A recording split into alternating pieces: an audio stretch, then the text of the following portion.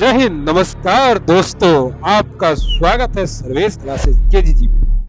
Hit the target, easy to learn. साथियों, आज का जो क्लास है ये क्लास मोस्ट इंपोर्टेंट है, क्योंकि बिहार शिक्षक भर्ती 2023 के लेकर एडुटेरिया के प्रवीण सर का जो मटेरियल है वो आपके लिए लाया गया है कंसाइज वे में। और ये है महत्वपूर्ण समान अध्ययन प्रश्न श्रृंखला 8। और इससे पहले 7 श्रृंखला हमारे YouTube चैनल पर अपलोडेड है। अगर आपने अभी तक उन 7 श्रृंखलाओं को नहीं देखा है तो जरूर देखिए, क्योंकि इस श्रृंखला से 2 प्रश्न पक्का है, 2 प्रश्न पक्का और पूर्णतः बीपीएससी के नए पैटर्न पर आधारित। और अपना तो नारा ही है, शिक्षक तो बने के बाद, शिक्षक तो बने के बाद नारा के साथ। और हाँ साथियों, याद रखिएगा, संघर्ष करना मेरे लिए समस्या नहीं बल्कि मेरा शौक है। संघर्ष करना मेरे लिए समस्या नहीं बल्कि मेरा शौक है जीत हासिल करना मेरी जरूरत नहीं, मेरा जुनून है। जीत हासिल करना मेरी जरूरत नहीं, मेरा जुनून है। साथियों, हाथों में पड़ गए छाले हैं फिर भी कलम संभाले हैं, हम सर्वेश क्लासेस केजीजी वाले हैं। साथियों, इसी सभी बातों को ध्यान में रखते हुए बुढ़े हो या जवान सभी को करना है मतदान, रक्तदान। तो बुढ़े हो या जवान सभी को करना है रक्तदान, क्योंकि आज है 14 जून और आज है अंतरराष्ट्रीय विश्व रक्तदाता दिवस, वर्ल्ड ब्लड डोनर डे। तो सभी आदमी को अपना ब्लड डोनेट करना है। लेकिन हाँ साथियों, मात्र 120 मिलीलीटर से लेकर 200 मिलीलीटर ही ब्लड को डोनेट कीजिएगा। ओके, और क्योंकि ये इसलिए बताया जा रहा है क्योंकि हर दिन आपको मेरे चैनल सर्विस क्लासेस केजीजी पर कराया जाता है साथियों करंट अफेयर की दमदार क्लास। और करंट अफेयर की दमदार क्लास में हम आपको ये सब बताते हैं आज कौन सा दिन है, ओके, और क्या इंपॉर्टेंस है, सारा कुछ। और हाँ साथियों, सबसे इंपॉर्टेंट तो ये है, देख रहे हैं विभाग का जो नोटिस है वो आपके बीच उपस्थित है। और विभाग ने कैसे हर जिले के डीएम को लिखा है कि उसे सेंटर के लिए क्या करना है, स्कूल अलॉट करना है। और Bihar 7th phase mock test 1 चुपचाप देख लो, नहीं तो छूट जाओगे सिलेक्शन से। साथियों, तो सभी क्लासों को देखना है। और बीपीएससी शिक्षक भर्ती 2023 के लिए बिहार बोर्ड क्लास 10 का इकोनॉमिक्स का क्लास आपको अपडेटेड है। और यह है करंट अफेयर की महा रिविजन क्लास, कुमार गौरव की क्लास, कल्याणी मैम की क्लास, फिजिक्स वाले की क्लास, एमडी एजुकेशन की क्लास, ढेर सारे क्लासों का एक निचोड़ लाता है आपका भाई सर्वेश, आपके चैनल सर्वेश क्लासेस केजीपी। और हाँ साथियों, करंट अफेयर के बिना एग्जाम को क्रैक करना उसी तरह मुश्किल है जिस तरह बिना सिंदूर का और बिना मंगलसूत्र का शादी होना। तो जिस तरह बिना सिंदूर और मंगलसूत्र का शादी नहीं हो सकता, उसी तरह बिना करंट अफेयर पढ़े आप लोगों का सिलेक्शन नहीं हो सकता। तो आइए करंट अफेयर को जी जान से पढ़ते हैं और जुड़ते हैं सर्वेश क्लासेस केजीजी के साथ। और आज का अपना प्यारा क्लास तो जानते ही है, एडुटेरिया का मोस्ट इंपोर्टेंट क्लास है। ओके, बिहार शिक्षक भर्ती 2023 को लेकर तो दिल थाम के बैठिए। और ये 50 प्रश्न आपको एग्जाम में 2 नंबर तो जरूर दिलाएगा साथियों। बीपीएससी का जो सिलेबस है उस सिलेबस के आधार पर ये 50 नंबर बहुत इंपॉर्टेंट है, बहुत इंपॉर्टेंट है, बहुत इंपॉर्टेंट है। तो बोल बच्चन बहुत हुए, अब काम की बात करते हैं। ओके साथियों, तो 1857 ईस्वी के संग्राम में लखनऊ में हुए विद्रोह का नेतृत्व बेगम हजरत महल ने किया। इनको लेकिन इसको दबाने वाला अंग्रेज कौन था? आप देखिए, यहां होगा ऑपरेशन। यह है बिकॉज ये सर्विस क्लासेस केजीजी है, ऑपरेशन सेंटर। तो यहाँ ऑपरेशन करते हम लोग। तो देखिए, क्या 1857 का विद्रोह जो है वो हुआ था, और क्यों हुआ था तो आपको पता है कि जो तात्कालिक कारण था वो चर्बी वाला कारतूस था। और इस चर्बी वाले कारतूस की वजह से क्या हुआ कि आंदोलन हुआ और मंगल पांडे ने जनरल बग की हत्या कर दी। लेकिन जो आपका लखनऊ है, तो लखनऊ को कुशासन के आरोप में लॉर्ड डलहौजी ने हड़प लिया था। और वही लॉर्ड जो बेगम है, बेगम हजरत महल अपने छोटे से बेटे बिजलिस कादिर को बैठाती है गद्दी पर और कर देती है विद्रोह। लेकिन विद्रोह में से किसके नाम से जाना जाता है? तो इसका उपनाम है महक परी। क्या उपनाम है? महक परी उपनाम है। परी, पापा की परी और ये महक परी लखनऊ की। और इसने क्या किया? दबा के विद्रोह किया। और अंग्रेजों से जब हारने लगी तो ये बाद में कहा भाग जाती है? नेपाल भाग जाती है। और बिहार में कौन विद्रोह किया था साथियों? तो पता ही है किसने किया था बिहार में विद्रोह? वीर कुंवर सिंह। ओके, और पटना में क्या कौन ने किया था? पीर अली। तो क्या वीर कुंवर सिंह, पीर अली, पूरा याद रखिए। बिहार का कौन है? पटना का पीर अली पूछा जाता है क्वेश्चन, और वीर कुंवर सिंह ये बूढ़ा शेर के नाम से विख्यात थे, वीर कुंवर सिंह। तो इन्होंने क्या किया था? अपना हाथ भी गंगा मैया को चढ़ा दिया था, आपको तो पता ही होगा। तो आइए देखते हैं। मेजर कॉम्पवेल कौन था? मेजर कॉम्पवेल था। और इसने क्या किया था? बेगम हजरत महल के खिलाफ युद्ध का नेतृत्व किया था। मेजर कैंपबेल के द्वारा 1857 ईस्वी के द्वारा लखनऊ विद्रोह को दबाया गया। इस विद्रोह का नेतृत्व भारतीय महिला बेगम मेजर हजरत महल और पुत्र विजय कादिर ने किया था। ओके, और लखनऊ का आखिरी आखिरी सुल्तान कौन था? तो बाजिद अली शाह था साथियों। ओके, तो मोस्ट इंपॉर्टेंट है। और लखनऊ के सुल्तान के बारे में तो एक कहावत भी है कि एक बार चप्पल छूट गया था उनका, तो और जब अंग्रेजों ने हमला किया तो चप्पल छूट गया था, तो बोला चप्पल पहनाया नहीं कमबख्त, इसलिए मैं भागा नहीं। ज्यादा डिटेल नहीं। तो जीके जीएस क्वेश्चन सीरीज 8 का ये क्वेश्चन नंबर 1 था, मजेदार डिस्कशन के साथ। साइमन आयोग को श्वेत कमीशन कहा जाता है, इसके गठन का उद्देश्य निम्न में से क्या है? तो साइमन आयोग को श्वेत कमीशन कहा जाता है। तो आपको पता है कि साइमन आयोग का गठन कब हुआ था? 1927 हुआ था। कहा हुआ था? इंग्लैंड में हुआ था। और ये साइमन आयोग कब 1928 में कहा आया था साथियों? भारत आया था। और भारत में सबसे पहले कहा आया था? तो मुंबई में। कहा? मुंबई में आया था साथियों। और मुंबई से लाहौर जब जा रहा था तो लाहौर में ही को लाला लाजपत राय बंगाल केसरी विरोध कर रहे थे, और एंड्रू सैमंस ने उसके ऊपर इतना लाठियां बरसाई, सैंडर्स ने लाठियां खाते खाते उनकी क्या हो गई? मौत हो गई। और उसी सैंडर्स की हत्या करने निकले थे फिर कौन? हाँ, भगत सिंह साथियों। और कहता है क्यों आया था? तो 1919 में हुआ था भारत शासन अधिनियम, जिसको मॉन्टेग्यू चेम्सफोर्ड सुधार अधिनियम कहते हैं। इसी के जांच के लिए आया था, और इसके जांच के बाद रिपोर्ट सपोर्ट करना था। लेकिन सबसे बड़ी बात क्यों है कि साइमन कमीशन में जो है इसका अध्यक्ष था कौन? Lord Simon. और इसमें टोटल कितने सदस्य? 7 मेंबर थे। और ये सातों मेंबर जो है श्वेत थे, गोरा गोरा थे, और भारत के बारे में निर्णय लेने आ रहे थे। इसलिए भारतीयों को लगा कि अगर भारतीयों के बारे में कानून बनाना है तो भारतीयों को तो शामिल करना चाहिए। और इसलिए इन्होंने क्या किया? भारत के सभी लोगों ने इसका पुरजोर विरोध किया। और पटना में विद्रोह कर रहे थे आपके, इसका विरोध कर रहे थे कौन? तो आपके डॉक्टर राजेंद्र प्रसाद। मुंबई में विरोध किसने किया था? तो मुंबई में विरोध किया था जवाहरलाल नेहरू ने। ओके साथियों। और हाँ साथियों, याद रखिएगा साइमन आयोग जो है इसी में आया था क्लीमेंट एटली। कौन आया था? एटली आया था। एटली। और यही एटली बाद में चल के क्या बनता है? ब्रिटेन का प्रधानमंत्री बनता है और भारत को आजादी देता है साथियों। तो बहुत बार क्वेश्चन आता है, और ये फैक्ट सिर्फ और सिर्फ आपको मिलेगा सर्वेश क्लासेस केजीजी पे। रहुआ देखा था नहीं सर्वेश क्लासेस केजीजी, hit the target, easy to learn. जुड़ जाए चैनल से, बहुत सारा वीडियो अवेलेबल बा हमारा चैनल पर। देखिए रहुआ के शिक्षक बनावे खातिर इंपॉर्टेंट बा, तो जरूर देखी। ओके ओके, तो ये सारा कुछ हम बता ही दिए, और जितना हम बता दिए उतना तो इसका औकात भी नहीं है लिख दे, और कोई भी वीडियो सेंटर काहे बताएगा। और हाँ साथियों, अपना तो कहानी के तरह न बताते हैं, तो जब कहानी की तरह बताते हैं तो दिमाग में छप न जाता है। और छपा कि नहीं छपा कमेंट बॉक्स में चिपकाइए। आप लोग कमेंट नहीं करते, इसलिए लंबा बैक दूरी लग जाता है वीडियो लाने में।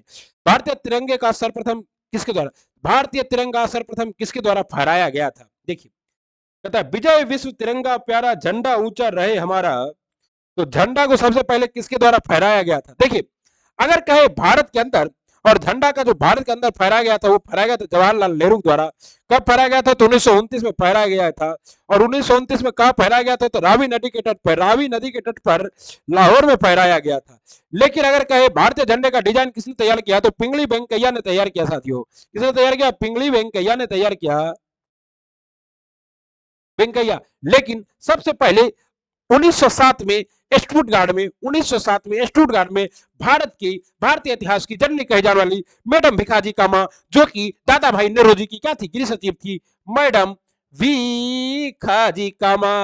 भिखाजी कामा ने क्या किया था? इसे फहराया था। कहा? स्टुटगार्ड, स्टुटगार्ड, स्टुटगार्ड जर्मनी में। तो ये सब इंपॉर्टेंट है, याद रखिएगा। ओके, यहां से एक क्वेश्चन ऐसे नहीं बनेगा, पूरा डिस्कशन देखना होगा साथियों। मात्र मजेदार क्लास है, और आपको बहुत मजा आने वाला है। पिंकली वेंकैया रावी नदी के तट पर लाहौर में सरदार वल्लभ जवाहरलाल नेहरू ने फहराया था। कब? 1929 में। ओके, और इसी दिन उन्होंने क्या किया था? पूर्ण स्वाधीनता की मांग कर दी थी। तो कहता है जवाहरलाल नेहरू ने 31 दिसंबर 1929 को रात 12 बजे रावी नदी के तट पर लाहौर में भारतीय तिरंगा को फहराया था। कहता है गांधी जी ने 1932 में उपवास प्रधानता किस लिए रखा था? अब देखिए, गांधी जी क्या हुए 1932 में द्वितीय गोलमेज सम्मेलन में भाग लेने, सेकेंड गोलमेज सम्मेलन, यानी कि द्वितीय गोलमेज सम्मेलन में भाग लेने कहाँ गए थे? लंदन गए थे। द्वितीय गोलमेज सम्मेलन में भाग लेने कहाँ गए थे? लंदन गए थे। और जब लंदन में गए द्वितीय गोल एसएस राजपुताना जहाज से, एसएस राजपुताना जहाज से, राजपुताना। और जब गए वहां तो इनके हाथ निराशा लगी। लेकिन वहां के प्रधानमंत्री थे रेमजन मैकडोनाल्ड, और रेमजे मैकडोनाल्ड ने क्या किया? भारत में दे दिया क्या चीज साथियों? द्वैध मतदान की पद्धति। दलितों को अधिकार, दलित दलितों को दे दिया पृथक निर्वाचन पद्धति, और इसी पृथक निर्वाचन पद्धति के खिलाफ रेमजे मैकडोनाल्ड के सांप्रदायिक प्रचंड के खिलाफ महात्मा गांधी ने कर दिया आमरण अनशन। और यह आमरण अनशन किस लिए था? तो गांधी जी ऐसा नहीं है कि दलितों को सांप्रदायिकता नहीं देना चाहते थे, वोट का अधिकार नहीं देना चाहते थे, बल्कि गांधी जी पृथक निर्वाचन के खिलाफ थे, दलितों के पृथक निर्वाचन के खिलाफ थे, क्योंकि गांधी जी को लगता था अगर दलितों को पृथक निर्वाचन मिले तो क्या होगा, भारत का एक और विभाजन होगा दलित के रूप में। ओके, इस वजह से गांधी जी ने किया आमरण अनशन, और गांधी जी ने जब आमरण अनशन किया तो 24 सितंबर 1932 को यरवदा जेल में क्या हुआ था, गांधी जी और भीमराव अंबेडकर के बीच समझौता हुआ था, जिसका नाम है पूना पैक्ट। क्या नाम है? पूना पैक्ट। ओके, तो पूना पैक्ट के भी पैक्ट हुआ था। तो मोस्ट इंपोर्टेंट है साथियों, तो ये है सही जवाब है रेमजे मैकडोनाल्ड द्वारा लगाए गए सांप्रदायिक पंचायत के खिलाफ। ओके, तो इतना ऑपरेशन कौन करेगा साथियों? ये तो सिर्फ मैं ही कर सकता हूँ, सर्वेश क्लासेस के जी।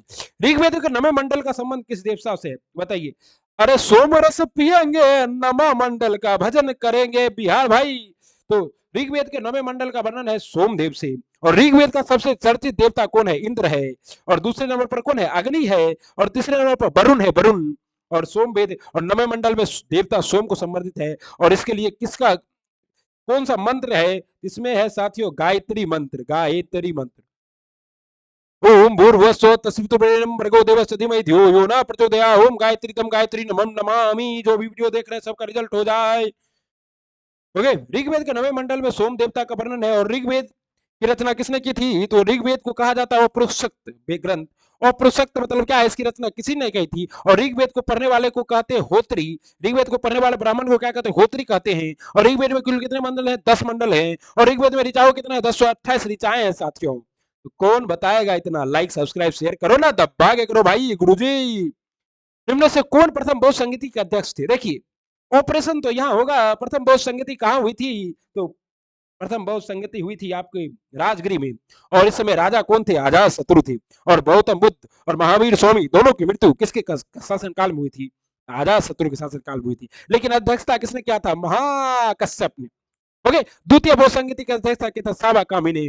तृतीय बौद्ध संगति का मोगली पुत्र तिस ने। तृतीय का मोगली पुत्र तिस। और चौथा का क्या था? वसुमित्र, जो कहा हुआ था कश्मीर के कुंडल वन में हुआ था। और इस समय शासक कौन थे साथियों?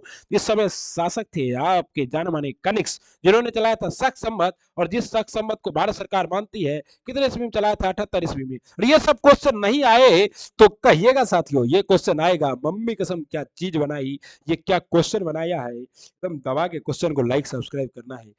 हमारे पास ऐसा 30 सेट अवेलेबल है। अगर 2-2 हजार हर सेट का व्यू जाए तो बहुत सारा 30 सेट करा देंगे। निम्न में से कौन सा प्रथम बौद्ध संगीत की अध्यक्ष थी? प्रथम बौद्ध संगीत के अध्यक्ष थे महाकश्यप। कहा हुआ था? तो राजगिरी में हुआ था। द्वितीय कहा हुआ था? वैशाली में। तृतीय कहा हुआ था? पाटलिपुत्र में। चौथा कहा हुआ था? कुंडल कश्मीर में। अदीना मस्जिद का निर्माण किस शासक ने करवाया था? अदीना मस्जिद का निर्माण किस शासक ने करवाया था? तो सिकंदर, सुल्तान सिकंदर ने। और अदीना मस्जिद का निर्माण सिकंदर ने पंडुआ बंगाल में कराया था। ओके, गयासुद्दीन अहमद शाह और अलाउद्दीन हुसैन शाह, ये सभी क्या थे? सरकी वंश के शासक थे साथियों। ओके, कहता है तो अदीना मस्जिद का निर्माण सुल्तान सिकंदर द्वारा पाडुगा बंगाल में किया गया था। ओके, अगला है अबू हसन नामक पत्रकार किस शासक का दरबारी कवि था? अबू हसन, तो जानते हैं चित्रकार का स्वर्ण युग किसे कहा जाता है? जहांगीर के काल को। अनारकली डिस्को चली जिसकी गर्लफ्रेंड थी वही है जहांगीर, जिसका बचपन का नाम था सलीम। ओके, और इसी जहांगीर के शासन काल में क्या था? अबू हसन। और कहता है अकबर के शासन काल में कौन था? तो दशाबंद और बसाबंद। ये क्वेश्चन बिहार दरोगा में पूछा गया है। बिहार में कई बार ये क्वेश्चन आ चुका है साथियों। आपको क्वेश्चन तो आउट है, मुगल काल से एक क्वेश्चन रहेगा ही रहेगा। धरती इधर की उधर हो जाए लेकिन मुगल काल से एक क्वेश्चन इधर का उधर नहीं होगा साथियों।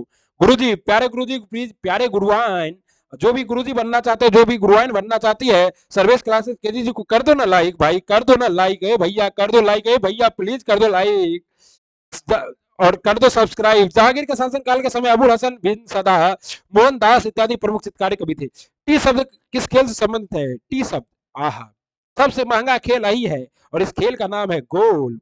और गोल्फ भारत के कौन खेलते हैं? Tiger Woods. तो इसी खेल से संबंधित है गोल्फ से। ओके, बता दुर्गापुर इस्पात संयंत्र किस देश की सहायता से स्थापित किया गया था? देखिए, हम तो इसके लिए बहुत अच्छा ठीक बनाए हैं। दुर्गा माता का आशीर्वाद मिला था अंग्रेजों को, इसीलिए तो उसने क्या किया, भारत पे 200 सालों तक शासन किया। तो दुर्गापुर इस्पात संयंत्र किसके सहयोग से, ब्रिटेन के सहयोग से।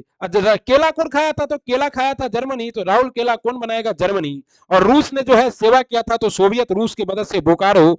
और साथियों कौन होगा, तो भिलाई, भलाई भी करेगा रूस, भलाई भी करेगा रूस। और जापान के मदद से क्या हुआ था साथियों, तो जापान की मदद से बाद में लगाया गया था फैक्ट्री।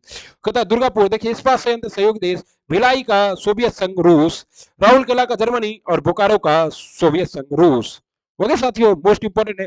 निम्न से कौन सुमेलित नहीं है, धौलावीरा कच्छ का रन, धौलावीरा कच्छ का रन में है, बिल्कुल सही है। कालीबंगा लूनी नदी, अरे भैया कालीबंगा लूनी नदी नहीं, कालीबंगा तो है घो घो घोर नदी, घग्गर नदी। घोघो रानी कितना पानी, बिहार की बच्ची बच्ची खेली होगी, ओके, बचपन में। तो कालीबंगा जो है ये कहाँ था, और कालीबंगा तो महिलाओं के लिए फेमस है ना, यहीं से महिलाओं की फेवरेट चीज लिपस्टिक, ओके, लिपस्टिक और बाल बनाने वाला और सब कुछ मिला था, और जुते हुए खेत का साक्ष्य विकास मिला था, कालीबंगा से ही मिला था। राखी गढ़ी वर्तमान में खोजा गया हड़प्पा सभ्यता का सबसे बड़ा स्थल है, और हड़प्पा सभ्यता का खोज तो है ब्रिटेन ब्रदर्स ने जो रेलवे लाइन बिछाने के लिए, पटरी के लिए ईटा निकाला था तो हुआ था। और हड़प्पा की खोज का श्रेय किसे जाता है, तो राखल दास बनर्जी और दयाराम साहनी को जाता है, और 1921-20 में हुआ था। और हड़प्पा ऐतिहासिक सभ्यता है। ओके साथियों, राखीगढ़ घग्गर में और रोपर सतलज नदी के किनारे पंजाब में है। सब हो गया, धुआं धुआं कर दिए। इस उपनिषद में सभी आश्रम व्यवस्था का वर्णन किया गया है। देखिए आश्रम व्यवस्था का वर्णन, आश्रम व्यवस्था कितनी है साथियों, 4 है, 4। वही जो आप जानते हैं, गृहस्थ, वानप्रस्थ, संन्यास और बचपन। तो ये किस में है, जबलोपनिषद में। कठोपनिषद में यम और नचिकेता की कहानी है। कठोप सत्यमेव जयते लिया गया है मुंडोपनिषद से। और ऐतरेय उपनिषद में क्या कहा गया है, ऐतरेय उपनिषद में लड़की को सूरा, शराब और लड़की जुआ को, शराब जुआ और लड़की को 3 महापाप बताया गया है। ओके साथियों, तो दूर रहना है, बच के रहना है। जबलोपनिषद में सभी 4 आश्रम व्यवस्था, ब्रह्मचर्य, गृहस्थ, वानप्रस्थ एवं संन्यास का विवरण मिलता है। सत्यमेव जयते भारत का राष्ट्रीय आदर्श वाक्य है। इसका अर्थ है सत्य की जीत हो गया, भारत का राष्ट्रीय यह प्रतीक है। यह सत्यमेव जयते मुंडा मुकनो मुंडोपनिषद से लिया गया, किससे, मुंडोपनिषद से। और कठोपनिषद से कैसे, यम और नचिकेता की कहानी, नचिकेता। मोस्ट इंपोर्टेंट बार हुआ लोगन के, मोस्ट इंपोर्टेंट बा सवाल। कहता महाराजा रंजीत सिंह के उत्तराधिकारी कौन बा, तो महाराजा रंजीत सिंह के जस्ट बाद जो उत्तराधिकारी बनल बा वो खड़क सिंह बा। लेकिन खड़क सिंह के हरा दिले बानी, और खड़क सिंह के बाद फिर शेर सिंह बनल, और लास्ट में बनल बा दिलीप सिंह। और यही दिलीप सिंह के हरेले बा डलहौजी, और हला के एकरा डलहौजी जो है दिलीप सिंह के भेजले बा लंदन, और लंदन में जो एकरा से कोहिनूर हीरा गिफ्ट करा दिले वाली, ही नूर हीरा गिफ्ट करा देने वाली केकरा, तो गिफ्ट करा देने वाले महारानी विक्टोरिया के। और विक्टोरिया ही महारानी जो ओकरा मुकुट में 2 लगा ले 3 टुकड़ा करके, और 1 टुकड़ा लंदन के म्यूजियम में रख देले बा।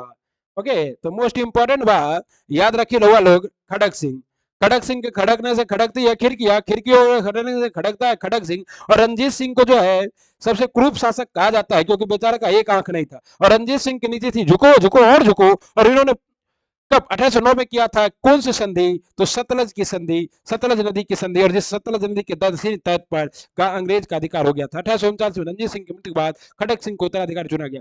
एहोल अभिलेख का संबंध किस शासक से, आहा, एहोल अभिलेख का कहता नहीं, एहोल अभिलेख पुलकेश से द्वितीय के बाद। और यह अभिलेख में रहुआ लोगन के पता बा, ए बउआ लोग, ए टीचर लोग, रहुआ लोग, नूनू ए टीचर, भैया टीचर कर देना लाइक हो। तो पुलकेश द्वितीय जो है, इसी में पुलकेश द्वितीय ने किसे, हर्षवर्धन को हराया था, हर्षवर्धन को हराया था। और हर्षवर्धन को हराने की चर्चा इसी पुलकेश द्वितीय में है। और पुलकेश द्वितीय ने हर्षवर्धन को हराने के बाद किसकी उपाधि ली थी, गंगई चोल्ड पोलपुरम की उपाधि ली थी। समुद्रगुप्त के बारे में जानकारी कहां से मिलती है, इलाहाबाद के धर्म। और रुद्रदमन के बारे में तो संस्कृत का सबसे प्रसिद्ध अभिलेख जूनागढ़ से मिलता है। ओके, तो एहोल अभिलेख का संबंध चालुक्य वंश पुलकेश द्वितीय से। अभिलेख में पुलकेश द्वितीय की विजय का वर्णन है। अभिलेख में पुलकेश द्वितीय का हर्षवर्धन की पराजय के बारे में कहा गया है। ओके, तो मोस्ट इंपोर्टेंट है ना ये। कहता बल्लभाचार्य प्रवर्तक थे, तो आइए सब प्रवर्तक को निपटा देते हैं। बल्लभाचार्य तो प्रवर्तक थे श्वेत शुद्ध द्वैतवाद के, लेकिन देखिए और द्वैतवाद के प्रवर्तक थे शंकराचार्य। और 4 मठों की स्थापना शंकराचार्य ने ही की थी। ओके, श्रृंगेरी मठ कहाँ है, कर्नाटका में। उसके बाद उत्तर में ऋषिकेश मठ, द्वारका मठ, और पुरी में एक मठ है। तो विशिष्ट द्वैतवाद के कौन थे, रामानुजाचार्य। द्वैतवाद के कौन थे, माधवाचार्य। और द्वैतवाद के थे अंबिका निबंचार्य। शुद्ध द्वैतवाद के थे वल्लभाचार्य। कौन थे, शुद्ध द्वैतवाद के वल्लभाचार्य थे। और ये याद रख लीजिएगा, स्क्रीनशॉट लेकर 5 बार इसको गायत्री मंत्र की तरह दोहरा लीजिए। और द्वैतवाद के शंकराचार्य, विशिष्ट द्वैतवाद के रामानुजाचार्य, द्वैतवाद के माधवाचार्य, द्वैतवाद के आचार्य निम्बका और श्वेत द्वैतवाद के वल्लभाचार्य। इससे एगो क्वेश्चन रहता है गुरु जी, एकदम रहेगा, मुगल शासक अकबर ने किस सिख गुरु से गुदईवाला जाकर भेंट की और उसकी पुत्री बीवी भानी को जमीनें दान दी। अब देखिए, जब तक गुरु अर्जुन देव की हत्या नहीं हुई थी तो मुगल और गुरुओं के बीच में आस्था संबंध था। और ये गुरु थे गुरु आरामदास। गुरु आरामदास गुरु के 5वें गुरु थे। सिखों के तीसरे गुरु आरामदास से मुगल शासक अकबर गया था। और पांचवें गुरु जब अर्जुन देव की जहांगीर ने हत्या कर दी, तभी से सिख और मुगल साम्राज्य के बीच क्या हुआ, समस्या बढ़ गई। और आरामदास ने बीबी भानी को 500 बीघा जमीन दान में दिया। और इसी जमीन पर इसने क्या किया, एक नगर बसाया, चक्र बिश्नोई नगर, चक्र बिसोई नगर। और बाद में यही चक्र बिसोई नगर जो है आगे चलकर क्या बन गया साथियों, अमृतसर नगर बन गया। और स्वर्ण मंदिर का निर्माण किसने करवाया था, गुरु अर्जुन देव ने करवाया था। और इसके ऊपर सोने का जो आवरण है वो महाराजा रंजीत सिंह ने चढ़ाया था। मुगल शासक अकबर ने किस गुरु को से गोदेवाला में जाकर गुरु रामदास से, तीसरे ये है सेकेंड नंबर का गुरु, ये है थर्ड नंबर का, ये फोर्थ, ये फिफ्थ। ओके, इसने गुरुमुखी लिखी भी शुरुआत की थी गुरु अंगद ने। गुरु रामदास ने क्या किया था, तो तालाब खुदवाया था। और गुरु अर्जुन देव ने स्वर्ण मंदिर बनवाया था। बोलिए वृंदावन बिहारी लाल की जय। पाइका विद्रोह का प्रमुख नेतृत्व करता कौन था, तो पाइका विद्रोह का प्रमुख नेतृत्व करता था बस्सी जगबंधु। और पाइका विद्रोह कहा हुआ था साथियों, तो उड़ीसा में हुआ था। पाइका विद्रोह उड़ीसा में ब्रिटिश ईस्ट इंडिया कंपनी के शासन के विरुद्ध किया गया था। पाइका विद्रोह बंदी से और 1817 ईस्वी में शुरू किया गया था, लेकिन अंग्रेजों ने निर्दयता पूर्वक इस आंदोलन को दबा दिया था। ओके, कहता सूची 1 का सूची 2 से मिलान कीजिए। बगलीहार जल परियोजना, तो शब्द शब्द बगलीहार, सो बो दो शब्द, सौ से सलार, बो से बगलीहार, दो से दुलहस्ती, ये तीनों बात चिलाम नदी पर, उकाई परियोजना बात ताप्ती नदी पर, तुलबुल परियोजना बात झेलम नदी पर, और जायकावाड़ी परियोजना बात गोदावरी नदी पर। एकदम मिला दिलवानी। एक सही जवाब कौन है, तो सही जवाब है साथियों सी नंबर। ओके, इस तरह से मिला लीजिए। ओके साथियों, तो बगलीहार, चिनाव, सलाल, ये सब किस चिनाव नदी पर। भारत का सबसे ऊंचा आर्क ब्रिज भी किस पर बना है, तो चिनाव नदी पर ही बना है साथियों। और और और क्या कहे हम आपको, क्यों आप इतना शर्मा रहे हो, जब हमने पूरा डिटेल ज्योग्राफी करा दिया है। और सभी जब 2000 आदमी ने उसे देख लिया, तो आप कहाँ हैं, देख लीजिए। और नहीं तो पीछे पछताइएगा। प्रति व्यक्ति आय निकाला जाता है। प्रति व्यक्ति आय कैसे निकाला जाता है, तो कुल राष्ट्रीय आय बटे देश की जनसंख्या से प्रति व्यक्ति आय निकाला जाता है। और बिहार प्रति व्यक्ति आय की तुलना में क्या है, सबसे नीचे है। और भारत में सबसे ऊंचा है प्रति व्यक्ति आय की तुलना में गोवा। और विश्व में सबसे ऊंचा है कौन, अमेरिका। और भारत जो है प्रति व्यक्ति आय की तुलना में विकासशील राष्ट्र की श्रेणी में आता है। पर कैपिटल इनकम एकदम बता दिए, पूरा डिटेल में इकोनॉमिक्स की क्लास कराए हैं, वो भी क्लास 10 के बीएससी बुक से। और वहां पूरा डिटेल में बताया प्रति व्यक्ति आय, मानव index, HDI, human development index, मेबूल 1990, सब कुछ। अगर आप नहीं देखे तो जरूर देखिए, लिंक मिलेगा डिस्क्रिप्शन में और लिंक मिलेगा प्ले लिस्ट में। तो प्ले लिस्ट में जाइए ना, और जो 74-75 को वीडियो है ना, सब एकदम कामगार है। और कहते हैं, हम यकीन के साथ कहते हैं, किसी और चैनल पर ना भी रहिएगा ना, तो इसी चैनल से हो जाएगा। कल रीजनिंग का दमदार क्लास लाएंगे आपके लिए। दिन रात जिस कारण होते हुआ कारण क्या है, तो परिभ्रमण के कारण होता है दिन रात, और परिक्रमण के कारण होता है क्या चीज साथी, ऋतु परिवर्तन। क्या होता है, ऋतु परिवर्तन।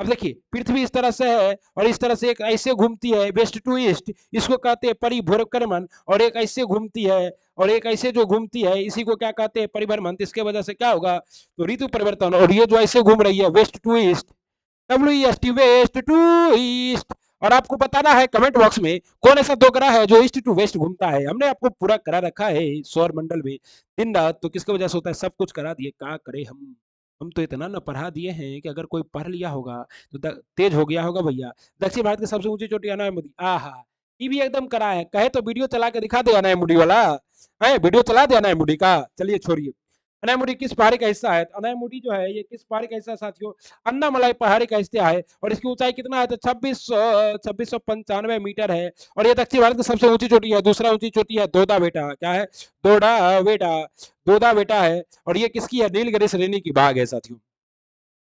सब कुछ करा ही देते हैं, फिर भी आप लोग लाइक सब्सक्राइब और शेयर नहीं करते, तो हम क्या करें, हम क्या करें, प्राण दे दे अपना। 2695 को 96 कर दिया, चलिए कोई बात नहीं। 2695, चलिए कोई बात नहीं, 1 सेंटीमीटर बढ़ा, 1 मीटर बढ़ा दिया, क्या करें हम। मेघालय के पठार को 3 भागों में बांटा गया, गोरो, खासी और जयंतिया पहाड़ी इस विभाजन का आधार है। अब देखिए गोरो, खासी और जयंतिया जो है ये मेघालय तो पते बारवा लोगन के भैया रे भैया, ए देखी मेघालय ई हऊ मेघालय रहुआ लोगन के पतावा। और मेघालय में गोरो, खासी, जयंतिया ऐसे, और इसमें जाके मानसून फंस जाला, ट्रैप हो जाला, और यहीं पर सबसे ज्यादा बारिश होला। और यही क्या है, यहाँ पे खूब वर्षा कराता है कौन, और यहाँ पर जो है, और आपको पहले भी कराए थे, अरे डाफला मेरी अबोर पटकाई बूम नागा मणिपुर, सब पहाड़ी के साथ साथ जनजाति के भी नाम बा।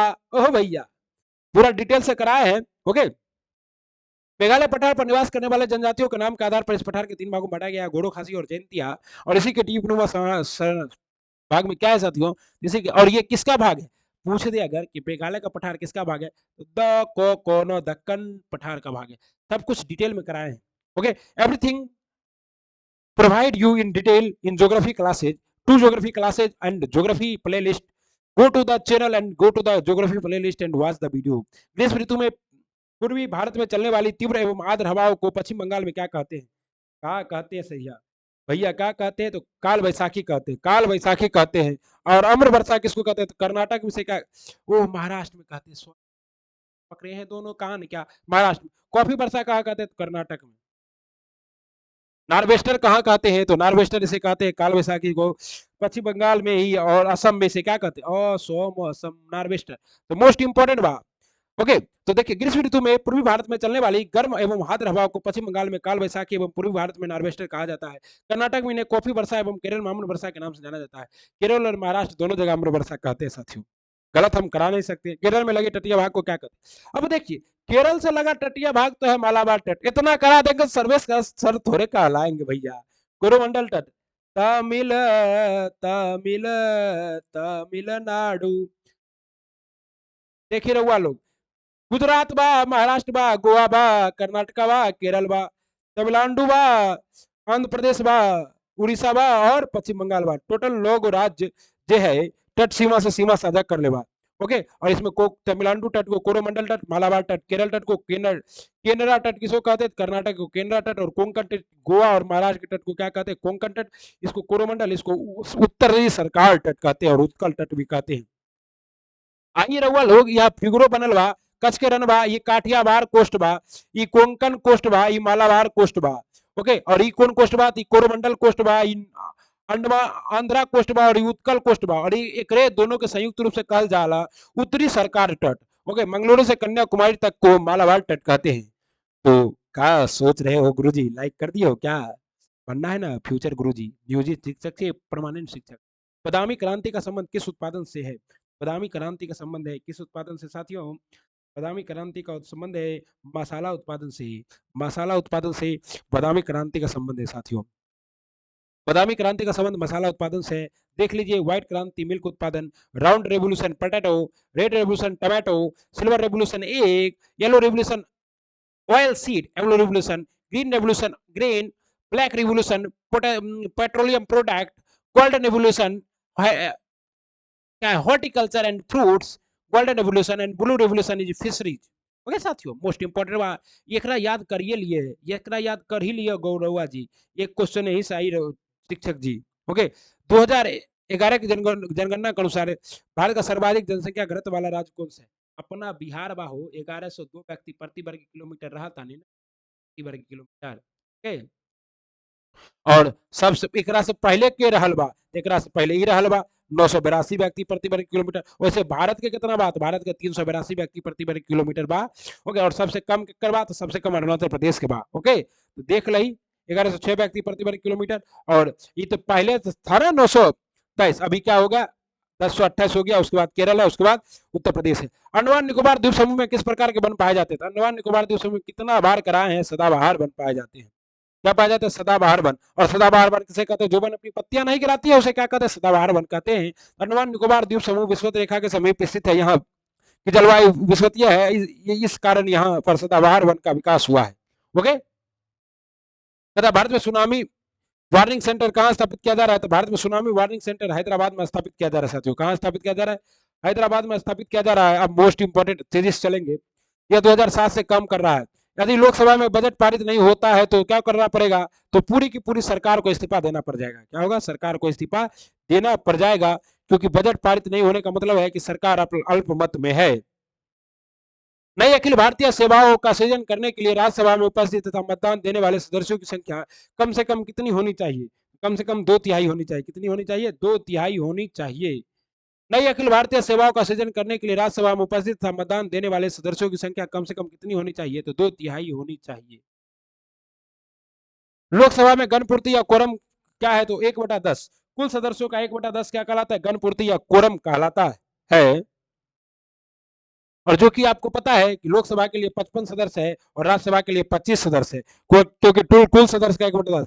संसद के संयुक्त अधिवेशन के संबंध में कौन सा कथन गलत है, तो जब संयुक्त अधिवेशन के बारे में बात हो तो सबसे पहले तो आर्टिकल दिमाग में आना चाहिए, और वो आर्टिकल है साथियों 108। ओके, और संयुक्त अधिवेशन बुलाता कौन है, राष्ट्रपति। अध्यक्षता कौन करता है, लोकसभा का अध्यक्ष। संयुक्त अधिवेशन राष्ट्रपति बुलाता है, सही है। संयुक्त अधिवेशन की कार्यवाही लोकसभा की प्रक्रिया नियमों अनुसार संचालित होती है, सही है। और धन विधेयक एवं संविधान संशोधन विधेयक पारित करने के लिए संयुक्त अधिवेशन बुलाया जा सकता है। हाँ, एकदम गलत बात। इसके लिए काहे बुलाएगा, धन विधेयक तो राज्यसभा में लोकसभा में पारित हो गया और 14 दिन के बाद राज्यसभा बुला लौटा देगा तो हो ही जाएगा। और संविधान संशोधन तो संयुक्त अधिवेशन बुला नहीं कर सकता है ना, नहीं तो लोकसभा में जिस पार्टी का बहुमत होगा उसका हो जाएगा ना। संसद के संयुक्त अधिवेशन के बारे में तो सब बता दिए डिटेल में।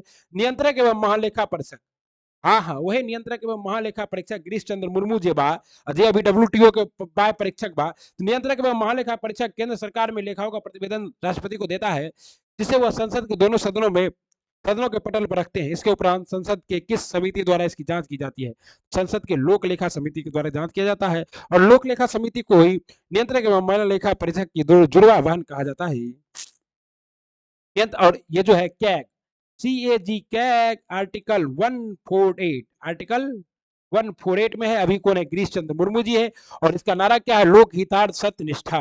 नियंत्रक व महालेखा परीक्षक के प्रतिवेदन की जांच संसद की लोक लेखा समिति करती है। इस समिति के कुल 22 सदस्य होते हैं, जिनका कार्यकाल 1 वर्ष होता है। लोकसभा के 15 सदस्य और राज्यसभा के कुल कितने सदस्य होते हैं, 7 सदस्य। भारतीय संचित निधि पर भारित व्यय निम्नलिखित में से कौन नहीं है, संचित निधि पर भारित व्यय कौन नहीं है। देखिए, राष्ट्रपति का वेतन एवं भत्ता संचित निधि से दिया जाता है। सर्वोच्च न्यायालय के न्यायाधीश का वेतन भत्ता दिया जाता है। उच्च न्यायालय का न्यायाधीश दिया जाता है। और उच्च न्यायालय का वेतन एवं भत्ते ये नहीं दिया जाता साथियों। क्यों नहीं दिया जाता, तो देख लीजिए, क्योंकि उच्च न्यायालय का न्यायाधीश जो है ये इसका वेतन और भत्ता कौन देता है, तो राज्य देता है, संबंधित राज्य देता है। उच्च न्यायालय के न्यायाधीशों को केवल पेंशन भारतीय संचित व्यय के पास शामिल है, तो वेतन होता है राज्य समेकित निधि पर भारित होता है। किस पर, राज्य समेकित निधि पर भारित होता है साथियों। गवर्नमेंट अकाउंट, देखिए 3 तरह के फंड होते हैं, कंसोलिडेटर फंड, एक कॉन्टीजेंसी फंड, एक पब्लिक फंड। तो पब्लिक फंड क्या है, कभी भी पैसा निकालो, डिबेट और क्या है, कंसोलिडेट और फंड डिपोजिट। और ये जो है आपका क्या है, कैपिटल अकाउंट है पब्लिक डिबेट के लिए और रेवेन्यू अमाउंट। और ये कंसोलिडेटर फंड है boring of government and other payment loans and inventor paid groups and their derivative. Okay, तो ये सब मोस्ट इंपोर्टेंट है, देख लीजिएगा 3 तरह के होते हैं। किस राज्य के विधान परिषद की सदस्य संख्या उस राज्य के विधानसभा के सदस्यों की संख्या से अधिक नहीं हो सकती है, तो ये कितना अधिक नहीं हो सकता, तो 1/3 से अधिक नहीं हो सकता है। इतने से 1/3 से अधिक नहीं हो सकता है साथियों। और हाँ, एक बात याद रखिएगा, 40 से कम भी नहीं हो सकता है। तो बहुत सारे ऐसे राज्य हैं जहाँ की विधानसभा में ही 40 सीट है, तो वहां विधान परिषद नहीं होगा। और विधान परिषद बनाने की संस्तुति जो है वो आर्टिकल 169 के तहत भेजा जा सकता है, तब हम ही करा रहे हैं। निम्न से कौन सा सुमेलित नहीं है, डुबनियर का त्रिंग नियम एकदम सुमेलित बा, न्यूलैंड का स्टक नियम सुमेलित बा, मोसले का आधुनिक आवर्त सुदृढ़ बा, हाइजेनबर्ग का अपवर्जन नियम, तो अपवर्जन नियम कौन दिया था, पॉली या पॉली ने दिया था या पॉइजन दिया था, तो ये क्या है, गलत है। कहता है पॉली ने अपवर्जन का सिद्धांत दिया था और हाइजेनबर्ग ने अनिश्चितता का सिद्धांत दिया था, तो पॉली ने अपवर्जन का सिद्धांत दिया था, तो ये गलत बा। ओके, कहता है निम्न में से कौन सा कथन सही बा, फ्यूज को सदैव परिपथ के समांतर क्रम में जोड़ा जाता है, फ्यूज को प्रपथ को समांतर क्रम में जोड़ा जाता है, सही है। और फ्यूज समता तांबे तथा टिन से मिश्र धातु से बना होता है, दोनों सही बा, दोनों सही बा भैया। फ्यूज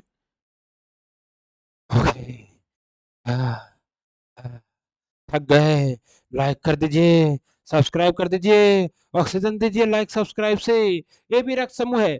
आज ही विश्व रक्तदाता दिवस है, आज ही विश्व रक्तदाता दिवस है। 18 साल से ऊपर जो भी भाई है वो रक्तदान जरूर करे, रक्तदान इज महादान।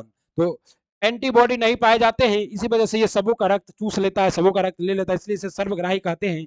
रक्त समूह की खोज किसने की थी? तो कार्ल लैंडस्टीनर ने की थी, और उसका जो चेला है बीनर, उसने आरएच फैक्टर की खोज की थी। तो देख लीजिए, red blood cells A B C A B O, okay. और कहता है एंटीजन, अगर ए है तो इसमें एंटीबॉडी क्या है? तो एंटीबॉडी है बी, इसमें एंटीबॉडी है ए, इसमें नन, और इसमें नन, तो ये नन है, इसीलिए एंटीबॉडी मतलब क्या होता है? जो किसी दूसरे के आने पर विरोध करता है, तो है नहीं। और एंटीजन क्या है? तो इसमें ए एंटीजन है, इसमें बी एंटीजन है, इसमें ए बी एंटीजन है, इसमें नन है। ये बेचारा क्या कर सकता है? सबको दे सकता है। ये बेचारा क्या कर सकता है? सबको ले सकता है। वैसे अगर डिटेल में कहा जाए तो वो नेगेटिव सबका ले सकता है, और ये भी पॉजिटिव सबका ले सकता है, और वो निगेटिव सबको दे सकता है। कहता है प्रिज्म से गुजरने पर सूर्य के प्रकाश की किरणें विभिन्न रंगों में बट जाती है, क्योंकि क्योंकि आपको पता है कि सूर्य के प्रकाश में 7 रंगें होती है, जिसके बारे में बताया कौन था? न्यूटन बताया था। क्योंकि प्रिज्म की दोनों सतहों पर किरणों का विचलन होता है। देख लीजिए, और इस तरह से आपको हम बताए हैं विबग्योर, क्या बताया? VIBGYOR। तो विबग्योर रेड है, ऑरेंज है, येलो है, ग्रीन है, ब्लू है, इंडिगो है, वॉयलेट है। ओके, तो सबसे कम तरंग दैर्घ्य किसका है? तो वॉयलेट का, इसलिए सबसे नीचे आ गया। सबसे अधिक किसका? रेड का, इसलिए ये सबसे ऊपर है साथियों। ओके, उत्प्लावन बल निर्भर करता है। तो उत्प्लावन बल किस पर निर्भर करता है? विस्थापित द्रव के घनत्व पर। किस पर निर्भर करता है? विस्थापित द्रव के घनत्व पर निर्भर करता है। और उत्प्लावन बल की खोज किसने की थी? आर्किमिडीज ने। और बेचारा टब में नहा रहा था और खोज किया था, नंगे दौड़ गया, बोला उड़ेका उड़ेका उड़ेका, खोज लिए खोज लिए खोज लिए। कहाँ का था आर्किमिडीज? यूनान का था। ओके, निम्न में से कौन सा तत्व सभी अम्लों में निश्चित रूप से उपस्थित होता है? सभी अम्लों में निश्चित रूप से उपस्थित होता है साथियों, आपका कौन सा तत्व? हाइड्रोजन। क्या उपस्थित होता है? हाइड्रोजन उपस्थित होता है। निम्न में से कौन सा तत्व सभी अम्लों में उपस्थित होता है? हाइड्रोजन उपस्थित होता है साथियों, हाइड्रोजन। ओके, सभी अम्लों में हाइड्रोजन तत्व निश्चित रूप से उपस्थित होता है। इसी कारण धातु के साथ अभिक्रिया करने पर सभी अम्ल हाइड्रोजन, तथा किसी पदार्थ का उपापचयन होता है यदि उसमें, किसी पदार्थ का उपापचयन होता है यदि उसमें क्या हो? तो उसमें क्या हो साथियों? उसमें जो है थम्ब्रोसाइट, उसमें क्या हो? ए और सी, मतलब क्या हो? ऑक्सीजन में वृद्धि हो और क्या हो? हाइड्रोजन में कमी हो, तो उसे क्या कहते हैं? उपापचय कहते हैं। उपापचय ऑक्सीजन के साथ जुड़ना और हाइड्रोजन के साथ वृद्धि। कहता है चोट लगने पर रक्तस्राव को रोकने एवं रक्त जमने में कौन सा तत्व सहायक होता है? थ्रोम्बोसाइट। कौन सहायक होता है? थ्रोम्बोसाइट सहायक होता है। लिफोसाइट क्या करता है? तो साथियों रोग अंदर में विषाणु जो घुसता है उसको मारने का काम करता है। रक्त में 3 होते हैं, WBC, RBC, प्लेटिलेट्स। ओके, और यही प्लेटिलेट्स में पाया जाता है थम्बोसाइट। अगर विटामिन कहे तो कौन होगा? विटामिन के होगा। अगर तत्व कहे तो तत्व क्या होगा साथियों? आयरन होगा। रक्त स्राव को रोकने के लिए रक्त जंग में थर्मोसाइट सहायक होते हैं, इसे प्लेटिलेट्स भी कहते हैं। इसका मुख्य कार्य शरीर में उपस्थित हार्मोन और प्रोटीन उपलब्ध कराना है। निम्न में किस एक की एक समान बीमा नहीं होती है? कहता है एक समान बीमा किसकी नहीं? तो घनत्व और विशिष्ट घनत्व की बीमा एक समान नहीं होती है। निम्न में से किस एक की एक समय समान बीमा नहीं होता है? तो घनत्व और विशिष्ट घनत्व की नहीं होती है साथियों। कहता है निम्न में से कौन सा पादप हार्मोन है? इंसुलिन, थायरोक्सिन, साइटोकाइनिन या एस्ट्रोजन? तो साइटोकाइनिन है, तब भी सोचना पड़ेगा। और साथियों पता है इंसुलिन जो है हमारे शरीर में ग्लूकोज को नियंत्रित करता है। ओके,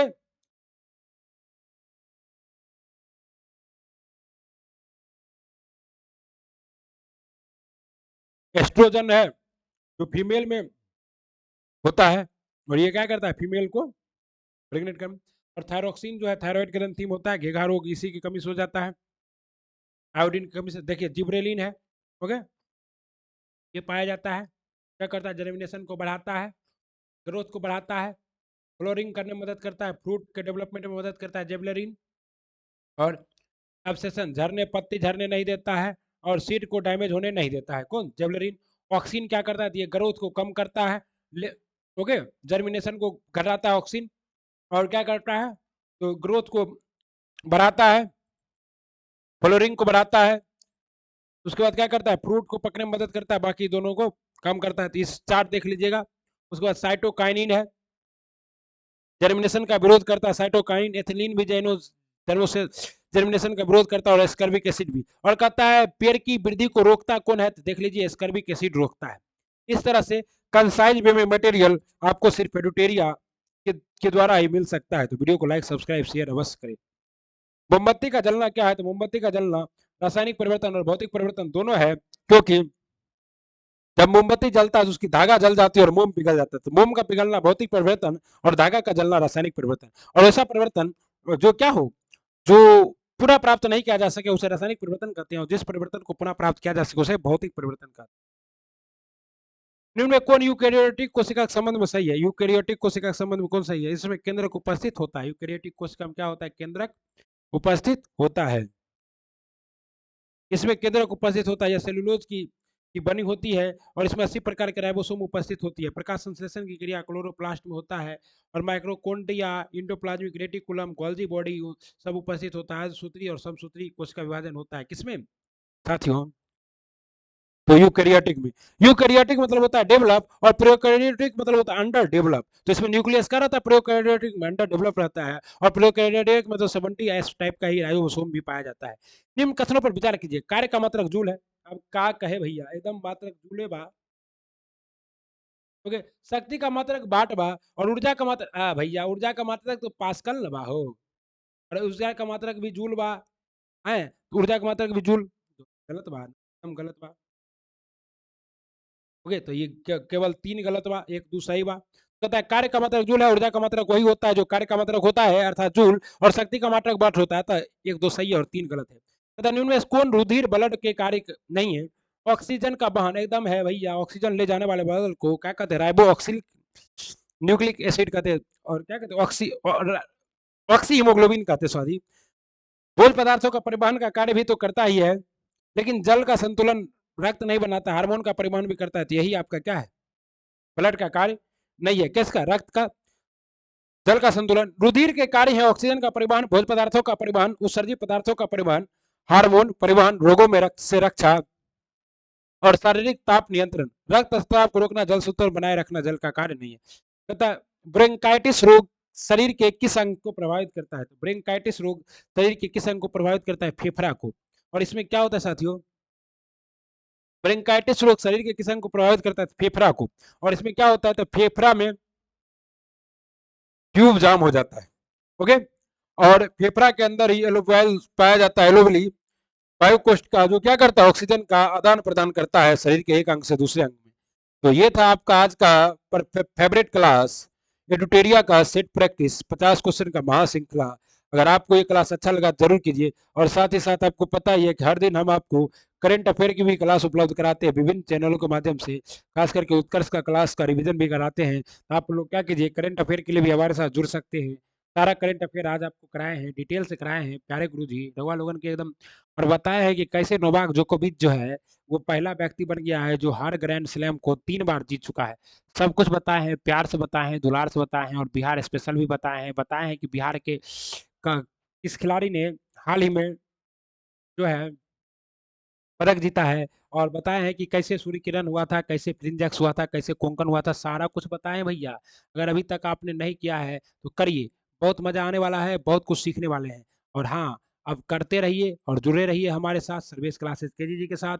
ओके, और मोस्ट इम्पोर्टेंट देख रहे हैं ये लड़की कैसे पढ़ के हंस रही है, आप भी इसी तरह पढ़िए, हंसिए, और इन सभी क्लासों को भी अपना खूब सारा प्यार दीजिए। अगर अभी तक आप हमारे वीडियो को देख रहे थे साथियों, अगर अभी तक आप हमारे वीडियो को देख रहे थे तो thanks for watching service classes KG जी। और हमार विधायक चाचा कहले बानी कि प्लीज लाइक कर दही, सब्सक्राइब तो करिए लही, और शेयरो कर दही अपन प्यारा प्यारा भाई लोगन के, बहन लोगन के, दीदी लोगन के, चाची लोगन के, भौजी लोगन के, मौसी लोगन के, जे भी शिक्षक अभ्यर्थी की तैयारी करने वाले सब की। रउआ लोगन के कसम केकरो नहीं बा, पर महाकाल का आशीर्वाद पावे के बाद सर्विस क्लासेस केजी जी के शेयर करे के बाद। ओके, और अगर कोई सुझाव हो, कोई समस्या हो, तो आप हमारे साथ शेयर कर सकते हैं व्हाट्सएप नंबर, टेलीग्राम और इंस्टाग्राम पे। मिलते हैं अगले वीडियो में, तब तक पढ़ते रहिए, बढ़ते रहिए, राधे राधे। और आप देख रहे थे साथियों सर्विस क्लासेस केजी जी, hit the target easy to learn. Service classes KG जी अब आपसे विदा लेता है। शुभ रात्रि, सब्बा खैर, खुदा हाफिज, वंदे मातरम।